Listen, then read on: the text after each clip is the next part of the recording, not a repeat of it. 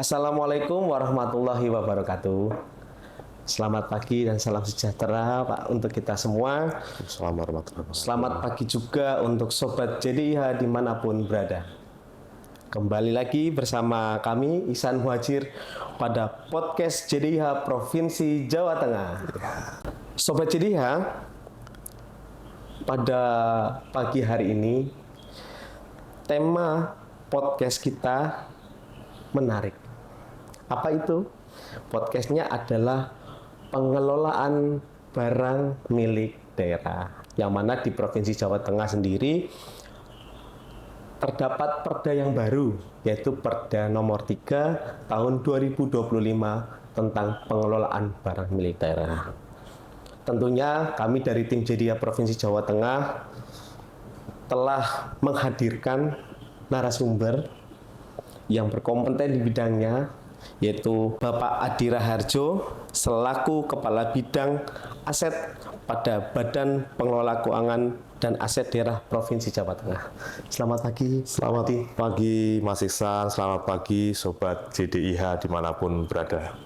Ya. Oke Pak, untuk kabarnya hari ini? Alhamdulillah Mas Ihsan, hari ini baik seperti hari-hari yang ada, dan kita semua tentunya berdoa ke depan akan lebih baik, sehat, dan selalu sukses dalam melaksanakan tugas-tugas. Amin, amin, amin. Ji Pak, ini sobat-sobat JDIH ini ingin tahu Pak, penasaran Pak Kabid, Pak Adi ini Ya. perkenalan.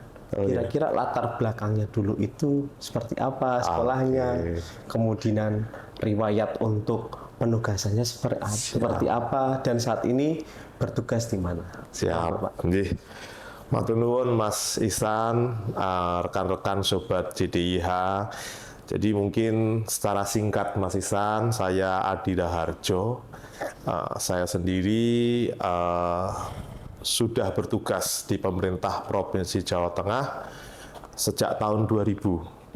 Jadi pada waktu itu kebetulan karena saya selesai menyelesaikan pendidikan di Sekolah Tinggi Pemerintahan Dalam Negeri tahun 2000, kemudian ditempatkan di pemerintah Provinsi Jawa Tengah. Waktu itu penempatan pertama kami ada di Biro Kepegawaian Setda Prof Jateng. Setelah dari Biro Kepegawaian tahun 2000, di tahun 2003 sampai 2006 kebetulan mendapatkan kesempatan mengikuti tugas belajar pada waktu itu di Magister Ilmu Ekonomi dan Studi Pembangunan Universitas Diponegoro. Selesai tahun 2006 dan transit sebentar, kurang lebih 3 bulan di kepegawaian. Selanjutnya bertugas di Badan Perencanaan Pembangunan Daerah sejak tahun 2006 sampai dengan tahun 2016. Terakhir di Bapeda waktu itu sebagai Kasubag Program Bapeda Prof Jateng. Kemudian tahun 2017 sampai dengan tahun 2019 pertengahan waktu itu kami ditugaskan di Badan Pengelola Keuangan dan Aset Daerah, dan saat itu kebetulan di bidang akuntansi. Jadi di bidang akuntansi itu, dan terakhir sejak tahun 2019 bulan Juli sampai dengan hari ini kami ditugaskan sebagai Kepala Bidang Aset BPKAD Provinsi Jawa Tengah. Jadi sehari-hari tugasnya tentunya bagaimana kita untuk bisa menjaga aset kita dengan baik, bagaimana kita harus melakukan penatausahaan aset dengan baik, dan bagaimana kemudian kita bisa mengoptimalkan. Karena yang lagi trending sekarang adalah bagaimana pemerintah dapat mengoptimalkan aset sehingga berkontribusi baik untuk pelayanan pemerintahan, untuk pelayanan masyarakat, maupun berkontribusi juga untuk pendapatan daerah. Jadi itu Mas Ihsan sekilas tentang diri saya gitu. Oke, Pak Adi, memang tidak salah ya Sobat JDIH, pada pagi hari ini Pak Adi ini sebagai narasumber, karena tadi sudah dijelaskan bahwa barang milik daerah itu bagaimana itu untuk mengoptimalkannya. bagaimana supaya bisa didaya gunakan. Nah, mungkin untuk awal Ya, supaya sobat-sobat JDIH ini tahu itu Pak Adi, ya. untuk barang milik daerah itu apa sih Pak? Baik, kalau kita bicara secara regulasi, sejak ada PP, kemudian Permendagri yang terbaru Permendagri 7 tahun 2024 itu, maka barang milik daerah itu adalah barang atau semua barang yang dibeli melalui anggaran pemerintah daerah gitu, ataupun barang-barang atas perolehan lain gitu. Yang kemudian barang-barang itu selanjutnya dilakukan pencatatan karena di sana ada fungsi yang tugas utamanya adalah menunjang penyelenggaraan pemerintah daerah untuk melakukan pelayanan kepada masyarakat. Jadi barang-barang yang direncanakan oleh APBD, kemudian dilakukanlah proses pengadaan barang itu, dan kemudian barang itu kita lakukan pengamanan, mencatat, dan barang itu kemudian dilakukan proses pemeliharaan sehingga fungsi barang tetap akan bisa dimanfaatkan dalam jangka waktu yang sudah ditentukan. Begitu pula halnya dengan tadi barang-barang yang diperoleh dari sumber-sumber yang lain gitu. Jadi kadang kita itu ada juga kendaraan, ada juga bangunan yang dibangun oleh pemerintah pusat misalkan, kementerian gitu kan. Contoh kata ketika kemarin COVID misalkan, itu kan kemudian kementerian melakukan bantuan dengan membangunkan rumah sakit darurat COVID gitu. Nah, begitu sudah selesai, maka barang itu harus dicatat gitu kan. Dicatat, kita amankan, dan kemudian bagaimana dilakukan proses pemeliharaan agar fungsinya masih dapat digunakan untuk jangka waktu tertentu. Gitu, Mas Iksan. Oke, berarti barang milik daerah itu bisa dikatakan seluruh gitu Pak. Ya. Apa yang didapatkan dari APBD atau perolehan-perolehan lain yang sah Ya. gitu, Pak. Mungkin seperti di tempat kita ini ya, di sekeliling kita ini merupakan barang milik daerah berarti sih Pak. Betul, betul. Jadi semua tentunya yang hari ini, bahkan Mas Iksan, kalau kita bicara secara luas aset ya, bukan barang milik daerah gitu. Secara luas aset itu, di samping dalam bentuk barang itu, kita ini sumber daya manusia yang ada ini adalah aset negara. Jadi kekayaan negara yang juga tadi harus ada berbagai proses, mulai proses dilakukan dalam bentuk lain pemeliharaan, misalkan di-check up kan, ditanggung atau dijamin kesehatannya gitu. Karena tadi semuanya digunakan atau diharapkan dapat menunjang fungsi penyelenggaraan pemerintah daerah. Jadi kalau kita bicara secara luas aset ya tadi termasuk kita. Nggih. Memang saya itu tertarik nih Pak dengan kalimat menunjang fungsi pemerintah daerah karena Ya. memang faktanya barang milik daerah atau dalam hal ini aset itu sangat penting fungsinya bagi berjalannya pemerintahan daerah gitu Pak. Ya. Nggih, Pak Adi, untuk barang milik daerah ini kan berarti pemerintah daerah melakukan pengelolaan ya Pak. Ya. Nggih. Jadi mungkin sudah sempat dijelaskan ada penata usahaan, Ya. kemudian juga ada pemeliharaan, ada pengamanan, ada Ya. pemanfaatan. Nah, itu seperti apa sih Pak secara umum pengelolaan barang milik daerah? Ya. Pengelolaan barang milik daerah itu terbagi oleh siklus itu, sejak perencanaan sampai dengan pengawasan pengendalian. Tapi kalau kemudian saya bisa memberikan satu gambaran singkat itu, sebelum dilakukan pengadaan itu pun sudah ada proses namanya perencanaan. Jadi pemerintah menyusun dokumen namanya rencana kebutuhan barang milik daerah. Dokumen itu isinya apa? Garis besarnya adalah menggambarkan sebuah kondisi, satu unit kerja ini sebenarnya untuk menunjang tusinya yang dibutuhkan apa? Misalkan kebutuhannya laptop, kebutuhannya meja dan kursi kemudian. Kemudian di sana dilakukan satu bentuk pemilahan, satu bentuk pemisahan kursi yang dibutuhkan berapa. Ini tentunya akan berkaitan juga dengan jumlah SDM-nya. Laptop yang dibutuhkan berapa. Ini kan juga nanti tergantung pada siapa yang akan mengoperasionalkan dan seberapa besar layanan akan diberikan gitu. Nah, nanti ketika kemudian semua itu telah disusun, maka yang tersedia hari ini ada berapa gitu. Dan kemudian juga kebutuhannya berapa. Jadi tadi ya, yang ada berapa, kebutuhannya nanti ke depan berapa, nah nanti akan kita penuhi berapa. Itu kita dalam konteks perencanaan. Setelah nanti masuk dalam perencanaan itu kemudian kita verifikasi, maka kita akan bicara pengadaannya. Kalau di Pemprov Jateng khususnya pengadaan ini kan kemudian dikoordinasikan oleh teman-teman pada Biro Pengadaan Barang dan Jasa, Biro BPJ. Setelah masing-masing SKPD kemudian melakukan pengadaan barang milik daerah, dilakukan proses penunjukan atau tender atau apapun bentuknya, maka barang itu dengan alokasi APBD dilakukan proses pembayaran. Nah, begitu sudah dilakukan proses pembayaran, sampailah barang itu kemudian di masing-masing unit kerja yang akan memanfaatkan, yang sejak awal tadi merencanakan. Begitu barang itu sampai, saat itu juga kemudian aset melakukan proses pengamanan melalui pencatatan itu. Kalau itu barang. Beda lain atau beda halnya dengan tanah. Kalau tanah, begitu kemudian itu kita catat, harus segera kemudian dikuasai secara fisik atau dimanfaatkan, harus kemudian ada patok-patok atau pelang label nama, dan kemudian yang tidak kalah penting, dilakukan proses sertifikasi. Karena kan itu pengamanan yang paling tinggi. Jadi memang banyak klasifikasi barangnya. Kalau kita bicara barang seperti laptop atau barang-barang inventaris, maka segera lakukan proses pencatatan, gitu kan. Kalau kita bicara aset tetap seperti tanah misalkan itu, maka kemudian harus kita tingkatkan sampai dengan leveling proses legalisasi sertifikatnya. Sehingga teman-teman aset dimanapun juga itu pasti selalu berkaitan atau berkomunikasi erat dengan teman-teman dari kantor pertanahan.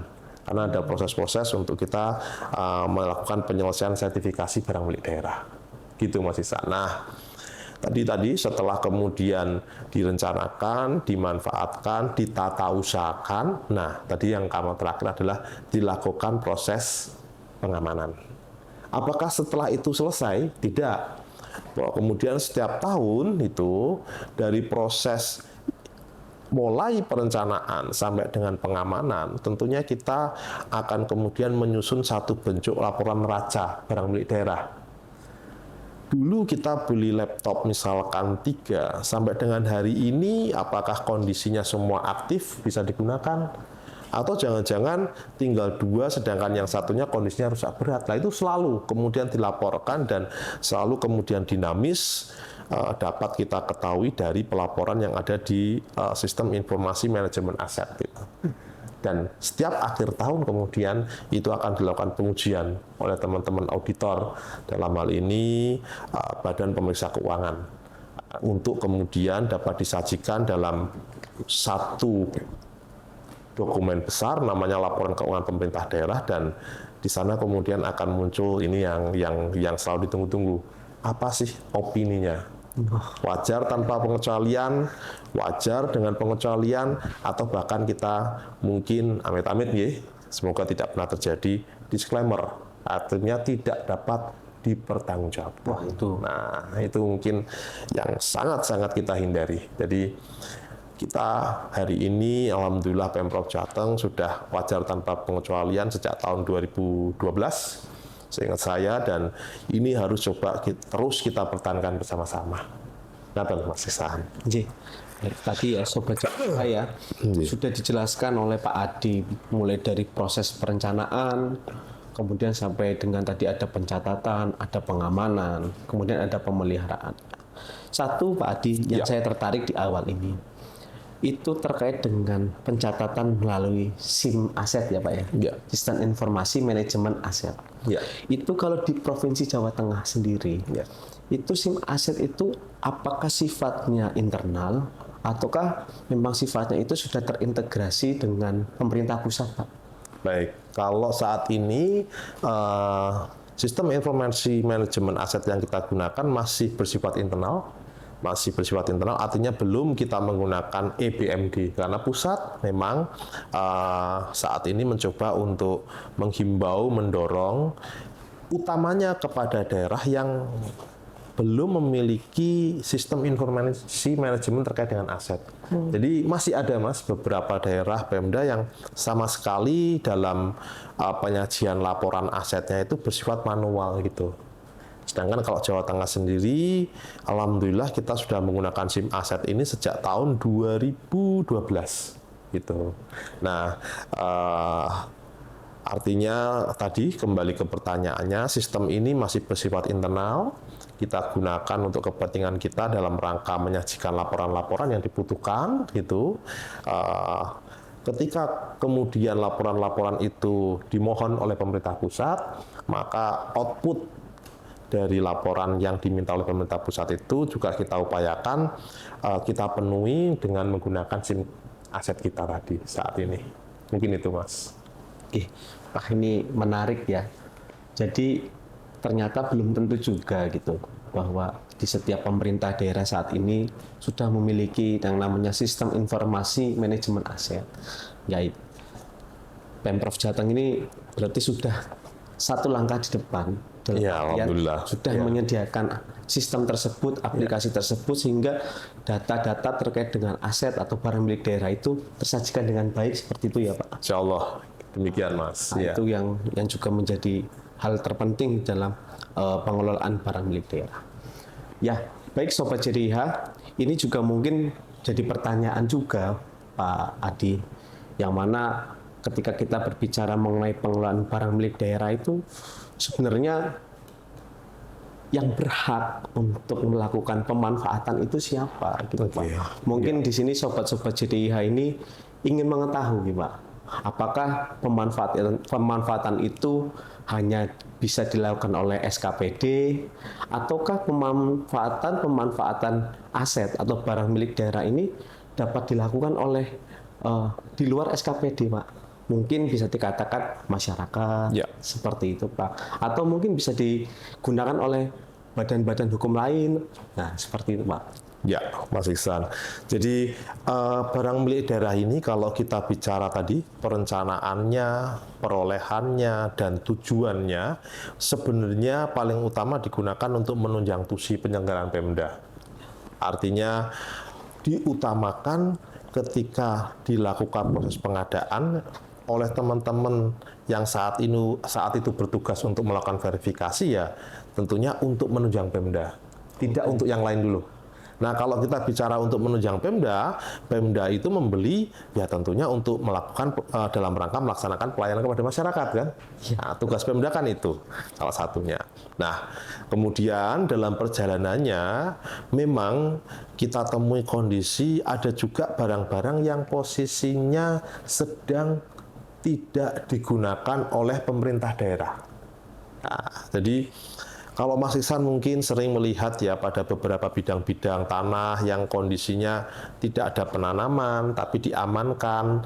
Mungkin masyarakat di sana mulai bertanya-tanya, mungkin atau tidak masyarakat dalam hal ini atau badan hukum dalam hal ini untuk bisa memanfaatkan. Nah, kebetulan dalam peraturan Mendagrinya dan dalam perda kita di sana diatur barang milik daerah dapat dimanfaatkan oleh pihak lain, dalam hal ini masyarakat atau badan usaha gitu kan, atau bahkan swasta gitu. Namun ada mekanisme pemanfaatannya. Jadi kalau untuk pemerintah ke pemerintah itu disebut pinjam pakai, Mas. Barang milik daerah Pemprov Jateng digunakan oleh Kementerian A yang tugasnya atau yang kondisinya saat ini di sana dibangun kantor, itu menggunakan proses pinjam pakai gitu. Begitu juga sebaliknya, pemerintah Provinsi Jateng meminjam kepada kementerian yang lain, itu pinjam pakai. Nah, selain itu ada juga barang milik daerah yang digunakan oleh masyarakat dan kemudian dimanfaatkan untuk kegiatan atau aktivitas ekonomi, aktivitas pertanian, aktivitas koperasi dan sebagainya. Maka nanti ada mekanisme mulai dari sewa, kerjasama pemanfaatan, kerjasama pemanfaatan dalam rangka penyediaan infrastruktur bangun guna serah dan bangun serah guna. Jadi prinsipnya kalau barang milik daerah sedang tidak dimanfaatkan atau sedang tidak digunakan oleh pemerintah daerah, maka barang ini bisa digunakan oleh masyarakat, gitu kan. Namun dengan beberapa ketentuan-ketentuan atau ikatan-ikatan pemanfaatan yang sudah ditentukan dalam peraturan Mendagri atau Perda yang ada. Jadi gitu, Mas. Kalau sewa, ya nanti ditentukan berapa nilai sewanya. Maka ketika masyarakat sepakat, nah tentunya dapat dilakukan proses sewa. Sewa pun juga harus dilihat gitu. Apakah kemudian nilai barang ini ketika dilakukan proses pemanfaatan oleh sewa kepada pihak lain tidak akan turun, tapi justru akan lebih meningkat. Banyak, Mas, contohnya kita punya rumah dinas yang selama ini mungkin sedang tidak digunakan, sehingga kondisinya kurang terawat itu, dan kemudian masyarakat melakukan permohonan untuk memanfaatkan. Ada yang digunakan untuk tempat tinggal, maka dirawatlah barang itu. Dan pemerintah juga mendapatkan kontribusi pendapatan. Ada yang digunakan untuk kantor, bahkan ada beberapa yang juga digunakan untuk kafe atau warung dan sebagainya. Nah, itu semua ada regulasinya, ada hak dan kewajibannya, sehingga barang milik daerah ini tentunya dapat lebih optimal didaya gunakan gitu, serta paling utama hari ini kan semua diupayakan bisa berkontribusi kepada pemerintah khususnya dalam rangka meningkatkan pendapatan asli daerah. Demikian, Mas Faiz. Nggih, Pak Adi. Menarik sekali ya terkait dengan pemanfaatan ini, apalagi masyarakat pun sebenarnya bisa ikut serta. Ya. Bisa ikut serta juga dalam artian membangun daerahnya juga, kemudian juga terhadap barang milik daerah itu juga berdampak pada kegiatan ekonomi dari masyarakat nih, Pak. Ya, Seperti itu, Pak. Dan memang ya yang mungkin menjadi menarik lagi, Pak, ini terhadap pemanfaatan ini, Pak, di Jawa Tengah itu seperti apa ya, Pak? Dalam artian apakah terdapat kendala-kendala atau mungkin ada permasalahan-permasalahan yang mungkin katanya dengan saya memanfaatkan tanah, atau bisa dikatakan juga ada lagi, Pak, bahwa ada tanah Pemprov nih tapi kita nggak tahu tapi digunakan. Nah, itu kan juga bisa dikategorikan ada sedikit hal-hal permasalahan. Nah, itu kalau dari bidang aset di BPKAD Provinsi Jawa Tengah itu seperti apa, Pak, menyikapinya? Ya. Baik, Mas Iksan. Jadi kalau tadi konteksnya adalah barang milik daerah yang dimanfaatkan itu, tentunya ada mekanisme pemanfaatannya, kan gitu. Tapi kemudian tidak kita pungkiri ada juga barang milik daerah yang hari ini ada pemanfaatan namun belum terikat pada satu bentuk kerjasama. Jadi misalkan ada juga beberapa tanah yang digunakan atau dihuni oleh masyarakat gitu, namun ternyata tidak ada kerjasama. Kalau tidak ada kerjasama, bagaimana kita bicara kontribusi kan gitu kan? Nah, maka untuk tanah-tanah yang kondisinya demikian, maka kita akan selalu berkoordinasi dalam hal ini dengan teman-teman Biro Hukum salah satunya, dengan teman-teman Satpol, dan yang paling utama adalah dengan teman-teman pengguna. Istilah pengguna itu kan berarti teman-teman SKPD yang tanahnya memang ada penggunaan oleh masyarakat, namun belum ada satu bentuk payung perjanjian kerjasamanya. Nah, di sana nanti kembali, Mas Islan, kalau memang kemudian tanah itu digunakan itu oleh masyarakat itu, pemerintah Provinsi Jawa Tengah tentunya tidak serta-merta untuk kemudian melakukan proses pengosongan. Kita tentunya akan melakukan satu proses identifikasi mengapa masyarakat itu menggunakan tanah itu, kenapa Pemprov Jateng juga tidak memanfaatkan sehingga tanah itu digunakan oleh pihak lain gitu. Bisa nggak kemudian, nah tadi masuk kembali proses itu kita bawa ke arah pemanfaatan. Jadi nanti ada bentuk sewa 5 tahunan itu kan, atau pembayaran retribusi tahunan itu dari masyarakat yang memanfaatkan tanah Pemprov Jateng tadi gitu kan, sehingga muncullah satu bentuk perjanjian sebelum gitu kita melangkah kepada proses akhir, yaitu dilakukan proses sampai dengan pengosongan gitu. Kenapa Mas Isan? Karena kembali lagi ke filosofi awal. Kita juga tentunya tidak gegabah karena kita paham bahwa hari ini atau dahulu barang itu diselenggarakan ya sebenarnya untuk kepentingan masyarakat. Hanya sekarang kita bicara kepentingan masyarakat menggunakan itu boleh, tapi harapannya masyarakat juga patuh dengan regulasi yang ada. Sehingga ada satu bentuk win-win solution di sana. Masyarakat bisa memanfaatkan, pemerintah juga bisa mendapatkan kontribusi, dan semuanya dalam satu payung hukum yang legal. Demikian, Mas. Okay. Wah, ternyata memang terkait dengan pemanfaatan barang milik daerah ini sangat hati-hati ya, sobat-sobat JTH dimanapun berada, karena memang mungkin tadi konsekuensi terhadap penyelenggaraan atau pengelolaan barang milik daerah ini juga berat ya Pak ya. Betul. Nah makanya ini Pak, yang kami riset juga Pak, ini di Perda 3 ya Pak, yang baru ini. Itu kan ada yang namanya pengamanan. Nah, jadi terhadap barang milik daerah itu ada pengamanan fisik, administrasi, dan hukum. Kalau kami baca seperti itu Pak. Nah itu secara konkret yang dilakukan di BPKAD itu seperti apa ya Pak? Pengamanan itu Pak? Ya, baik. Mas Isan tadi benar sekali bahwa pengamanan itu kalau dalam barang milik daerah itu memang terbagi atas 3 hal besar itu. Pengamanan secara fisik, pengamanan secara administrasi, dan yang paling tinggi pengamanan hukum. Kalau kita menarik seperti tadi diskusi di awal itu kan, tanah misalkan, ketika Pemprov Jateng akan membuat bangunan dalam bentuk kantor itu, dan kemudian tanahnya dilakukan pengadaan melalui pengadaan tanah itu, maka setelah tanah itu dibeli, langkah pertama apa yang harus dilakukan secara pengelolaan barang milik daerah? Yang pasti yang utama adalah segera dilakukan penguasaan fisik. Penguasaan fisik itu seperti apa gitu kan? Misalkan segera dilakukan proses pematokan sehingga batas-batas tanahnya jelas. Kemudian segera dipasang label tanah milik pemerintah Provinsi Jawa Tengah, kan gitu kan? Sehingga orang tahu bahwa sudah ada peralihan di sana antara pihak A menjadi saat ini milik pemerintah Provinsi Jawa Tengah. Kemudian setelah dilakukan pemasangan, langkah selanjutnya apa? Kalau memang sudah tersedia alokasi anggaran untuk membangun, segera dilakukan proses pembangunan. Namun ketika kemudian kemungkinan ada prioritas lain, maka lakukan pengamanan fisik dalam bentuk dilakukan proses pemagaran.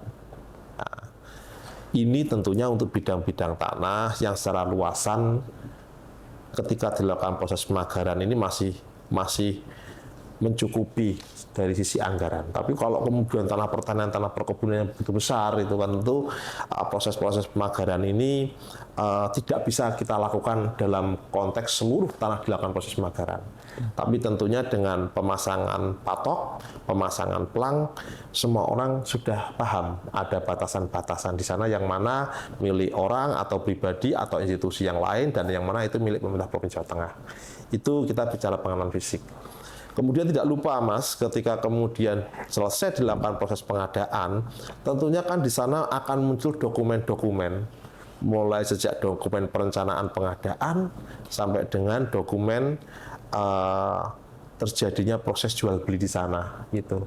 Maka atas semua dokumen itu segera lakukan proses pengamanan administrasi, dicatat gitu. Segera dicatat. Jadi ada istilah gitu, formal mendahului ya kondisi yang ada. Segera dilakukan proses pencatatan. Karena apapun juga yang membedakan antara pemerintah daerah dengan institusi yang lain, karena kita melakukan proses pencatatan.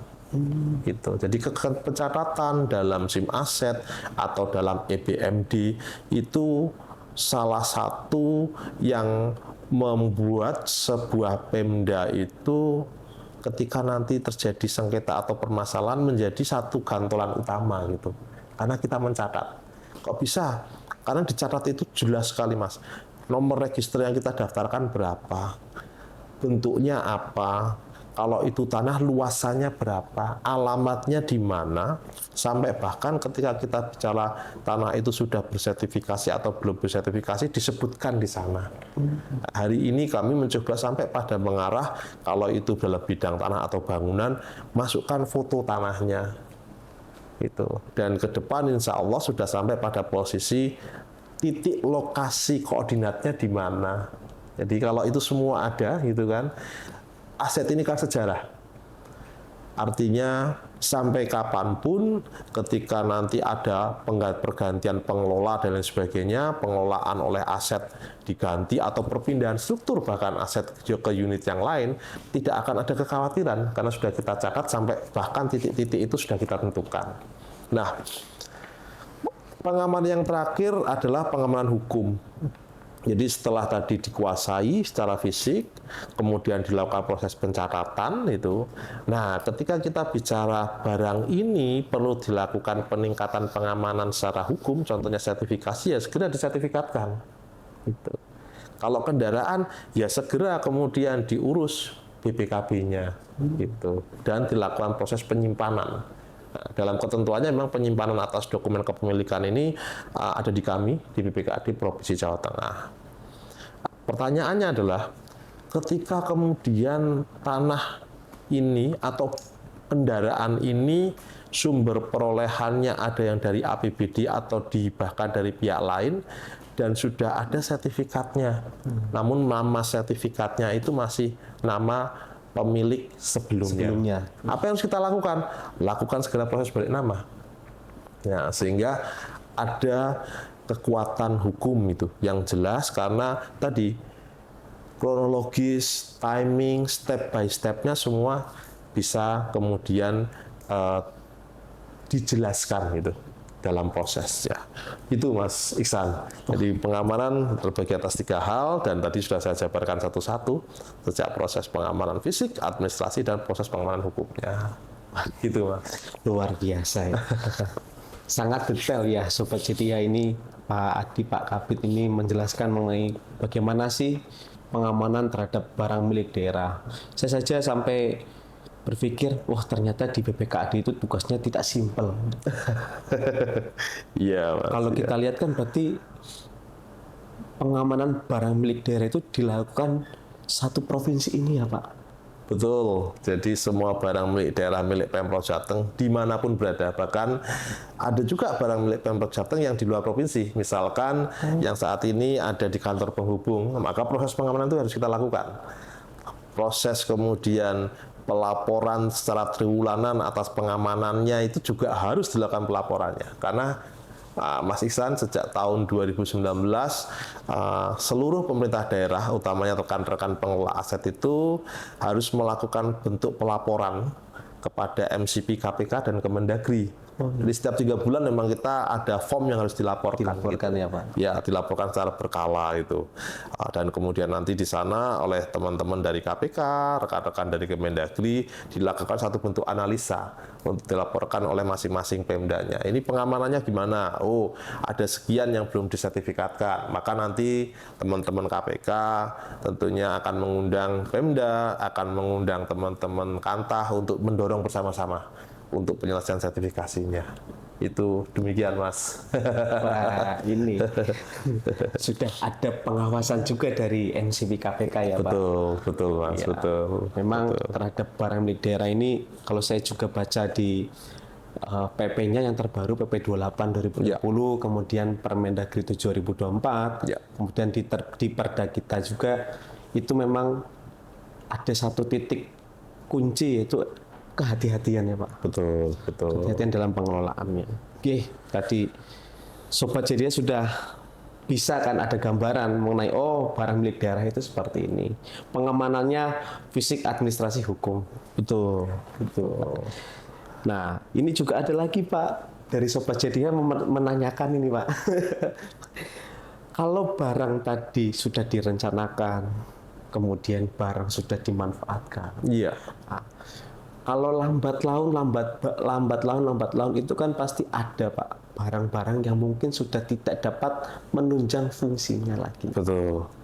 Nah, terhadap barang-barang yang sudah tidak dapat menunjang fungsi itu akan diapakan Pak? Oke, ya benar. Banyak Mas, memang Iya. betul. Itu dulu itu memang pemerintah orientasinya adalah kemudian hanya bicara bagaimana dalam rangka menunjang penyelenggaraan Pemda untuk melayani masyarakat, maka dilakukanlah proses pembelian itu. Oke. Ya kan, pembelian. Nah, kadang kita lupa bahwa kita juga harus melakukan satu bentuk analisa. Semakin lama pencatatannya semakin besar, gitu kan. Tapi ketika kita melihat kondisi fisik barangnya, tidak bisa optimal juga, bahkan tidak bisa efisien juga untuk menunjang kepentingan pemerintah daerah, gitu kan. Banyak kemudian kendaraan-kendaraan atau bahkan yang paling ekstrim bangunan-bangunan yang kondisinya rusak berat, tapi masih tercatat. Betul. Itu. Lalu bagaimana proses yang harus kita lakukan? Nah, nanti ada istilahnya proses penghapusan barang milik daerah. Gitu. Proses itu terbagi dalam beberapa hal. Paling nyaman itu barang dilakukan penghapusan karena ada proses perencanaan penggantian gitu. Itu paling nyaman. Misalkan tadinya gedung pemerintah atau bangunan pemerintah yang awalnya digunakan misalkan lah ya, contohlah untuk klinik gitu kan, atau untuk balai, dan kemudian akan beralih ke penggunaan rumah sakit itu lebih besar dan ada perbedaan mendasar gitu kan. Nah, maka kemudian kalau barang itu di N-1 atau tahun sebelum perencanaan itu sudah direncanakan, tahun-tahun sebelum pelaksanaan sudah direncanakan rumah sakit, dan itu berproses sejak perencanaan di Bapeda, penganggaran di BPKAD, maka seharusnya teman-teman SKPD, rekan-rekan pengurus barang pengguna atau rekan-rekan pejabat penata usaha barang pengguna segera juga untuk mengusulkan proses penghapusan. Gitu. Jadi dilakukan proses penghapusan, Mas. Itu. Penghapusan ini kemudian melalui berbagai tahapan dilakukanlah proses penilaian dulu oleh rekan-rekan dari KJPP atau penilai pemerintah. Itu dalam hal ini teman-teman dari DJKN. Setelah kemudian dilakukan penilaian, nanti diusulkan juga dalam bentuk SK persetujuan penghapusan oleh Bapak Gubernur. Itu. Dan nanti kalau kemudian itu sudah terbit, maka dapat dilakukan proses pembongkaran oleh teman-teman yang ada di SKPD. Nah, sama halnya dengan kendaraan. Ini biasanya yang bicara penghapusan itu kan, atau ya penghapusan PMD itu kan kalau nggak bongkaran bangunan gitu kan, barang inventaris gitu kan, ya salah satunya kendaraan. Kalau kendaraan bagaimana? Sama, kita kemudian harus lihat dulu nih kondisinya, efisiensinya gitu, usia tahunnya, gitu kan. Dalam Permendagri-nya dijelaskan kurang lebih di atas 7 tahun. Gitu. Barang itu sebenarnya dapat atau memiliki kelayakan. Tapi kan kita bicara itu ketika kita bicara kondisi keuangannya juga ideal. Nah, tapi kalau kondisi keuangan dan prioritas ini juga harus banyak yang harus kita penuhi, maka kan kita cukup selektif, harus selektif. Barang-barang yang memang sudah kondisinya rusak berat atau sudah tidak efisien untuk digunakan, maka itu bisa kendaraan diusulkan untuk proses penghapusan. Sama Mas, mekanismenya nanti kami akan menugaskan kepada teman-teman penilai itu untuk melakukan penilaian gitu kan. Ada kajian-kajian juga yang harus kita siapkan di sana mengapa barang itu harus dilakukan proses penghapusan gitu. Setelah terbit nilai gitu, untuk kendaraan ini kami biasanya bekerjasama dengan teman-teman dari KPKNL. Jadi kami daftarkan untuk dilakukan lelang oleh Balai Lelang Negara. Oh, lelang ya Pak ya? Iya. Nanti ya Pak. Jadi pengalamannya itu banyak kalau bicara lelang gitu. Di samping kami tadi dibantu oleh teman-teman dari Kementerian Keuangan, itu kadang kami juga menemukan hal-hal yang aneh gitu. Ternyata lelang melalui sistem online itu membuka banyak kesempatan kepada banyak pihak untuk ikut lelang tadi gitu. Jadi ada beberapa kendaraan kami itu yang ternyata setelah dilakukan proses lelang, pemenangnya bukan orang Jawa Tengah, bukan orang Jawa Timur, bukan orang Jawa Barat, bahkan orang dari luar pulau juga ada gitu. Berarti lelang itu sifatnya terbuka untuk umum gitu? Terbuka untuk umum. Jadi diumumkan melalui sebuah sistem itu, dan itu semuanya terbuka untuk umum. Semuanya silakan menawar gitu kan, dan nanti teman-teman dari Kementerian Keuangan melalui Balai Lelang Negara yang akan menentukan pemenangnya. Tentunya ya itu adalah pemenang tertinggi dengan nilai tawar tertinggi. Jadi memang seperti itu. Jadi beberapa pengalaman kami ternyata banyak sekali kendaraan-kendaraan kami yang dilelang itu pemenang lelangnya justru tidak hanya orang Jawa saja, tapi dari luar Jawa gitu. Gitu. Ya, Sobat JDH dimanapun berada, tadi sudah dijelaskan juga nih, mekanisme mulai dari perencanaan, pemanfaatan, pengamanan, kemudian penghapusan nih Pak. Dan kemudian ini Pak, kami mohon informasi juga nih Pak Adi, terkait dengan perda kita yang baru Pak, Perda 3 tahun 2025. Ya. Itu yang membedakan dengan Perda 5 tahun 2017 itu apa sih Pak? Ya. Ini penting juga Pak disampaikan untuk Sobat JDH maupun rekan-rekan SKPD Pak Ya. di Provinsi Jawa Tengah. Ya, baik Mas Ihsan. Jadi kalau kita bicara secara administratif memang ada beberapa yang berbeda. Contohnya mekanisme proses-proses dalam rangka pembongkaran bangunan milik daerah, barang milik daerah itu kan tadi untuk penghapusan. Setelah dilakukan proses penghapusan, maka di sana harus ada proses pembongkaran gitu kan. Nah ini kadang menjadi kendala nih selama ini gitu kan.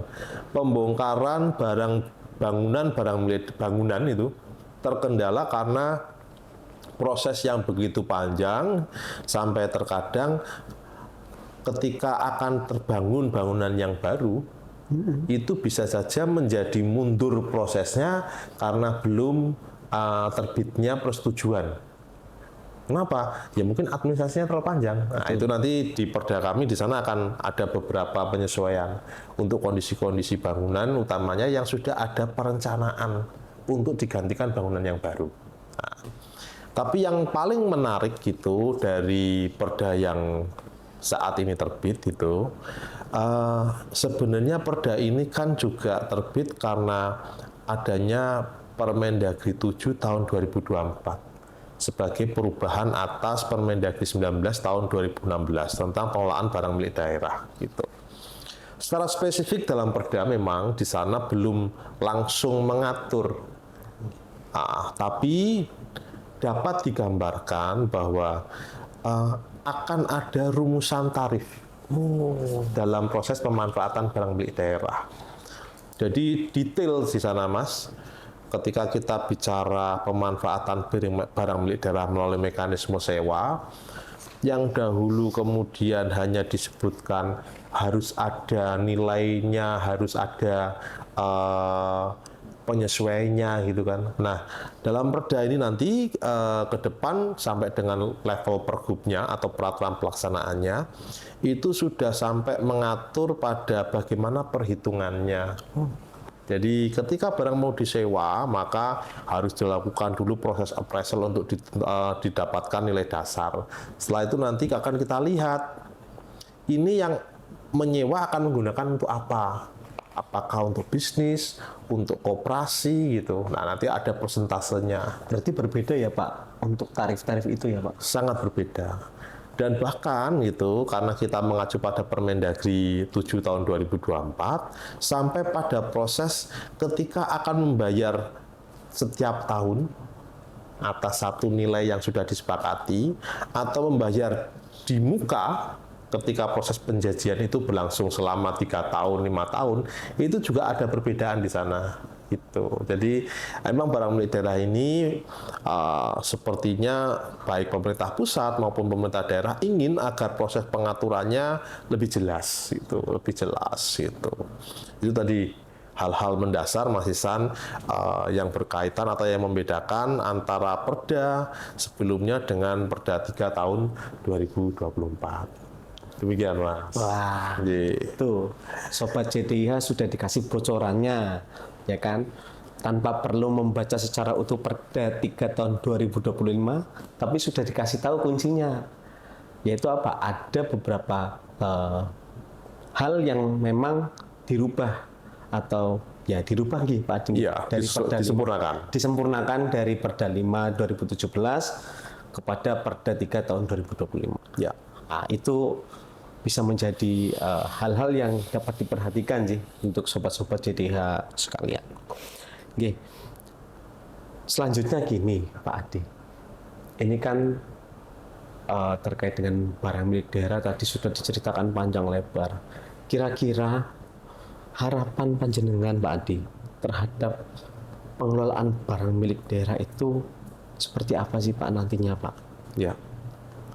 Jadi mengelola barang milik daerah itu tidak hanya kita bicara bagaimana kemudian kita melakukan satu proses pengadaan, merencanakan untuk mengadakan, bagaimana kemudian kewajiban setelah itu harus dilakukan proses pencatatan, dan bagaimana kemudian itu menjadi satu bentuk tugas tanggung jawab kita untuk mengamankan itu. Tidak hanya itu sebenarnya, tapi mengelola barang milik daerah yang baik itu sebenarnya bagian dari menjaga kekayaan sebuah daerah atau menjaga kekayaan negara. Itu yang sulit itu yang sulit. Karena apa? Karena setiap tahun kekayaan ini akan selalu dipertanggungjawabkan. Nilainya, kemudian fisiknya kalau itu dalam bentuk fisik tanah, bangunan ataupun kendaraan. Oleh karena itu, saya berharap ke depan tentunya dengan melalui satu bentuk sistem yang transparan dan dapat dipahami oleh banyak masyarakat dengan regulasi yang semakin jelas itu, dan adanya peran serta bersama baik pemerintah maupun masyarakat untuk turut mengelola barang milik daerah ini, tentunya secara tidak langsung sama dengan bagaimana kita semua menjaga kekayaan negara dan kekayaan daerah gitu. Karena Mas, kadang orang hanya mungkin bisa merencanakan untuk membeli, tapi lupa untuk nguri-nguri itu. Nah, itu dan Pak, bahwa ketika membeli satu barang milik daerah itu tujuan utamanya kembali lagi untuk melakukan proses pelayanan kepada masyarakat. Itulah artinya apa? Ya kalau sudah dilakukan proses pengadaan, ya harus dilakukan pemeliharaan dengan baik, dijaga dengan baik.